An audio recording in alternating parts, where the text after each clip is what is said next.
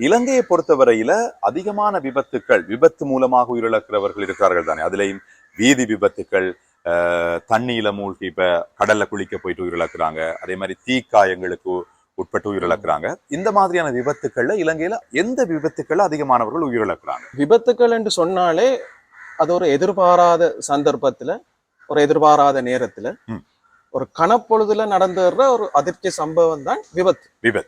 அப்ப நாங்க ஒவ்வொரு நாளும் பாக்குறது பலவிதமான விபத்துக்கள் சந்திக்கிறோம். அப்ப இந்த விபத்துக்களால ஹாஸ்பிட்டல்ல அட்மிட் பண்ற பேஷண்ட்ஸ்ல 1/5 வீதமானது விபத்துக்களாகவே இருக்கு.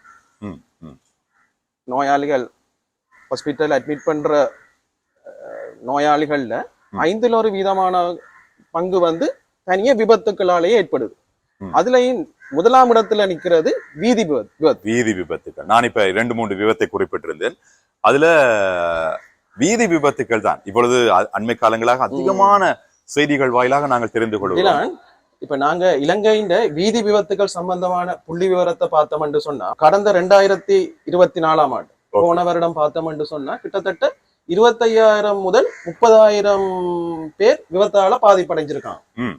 அதுலயும் 22,500 தொடக்கம் 3,000 பேர் இறந்திருக்கிறாங்க. அதை விட 8,000 பேர் பாரிய பாதிப்புகளுக்கு உள்ளாயிருக்காங்க. இந்த வருடம் ஜூலை கடைசி வரைக்கும் 1,700 பேர் இறந்திருக்காங்க.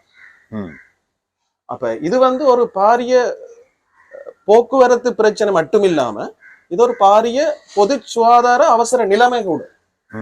ஒரு நாளைக்கு கிட்டத்தட்ட 5-10 பேர் இறக்குறாங்க. ஆனா கவர்மெண்ட்டும் வந்து எவ்வளவோ சயின்ஸ் டெக்னாலஜி வளர்ந்தா கூட இதை கட்டுப்படுத்த முடியுது இல்லை. இது ஒரு பாரிய சமூக பிரச்சனையா தான் இருக்குது.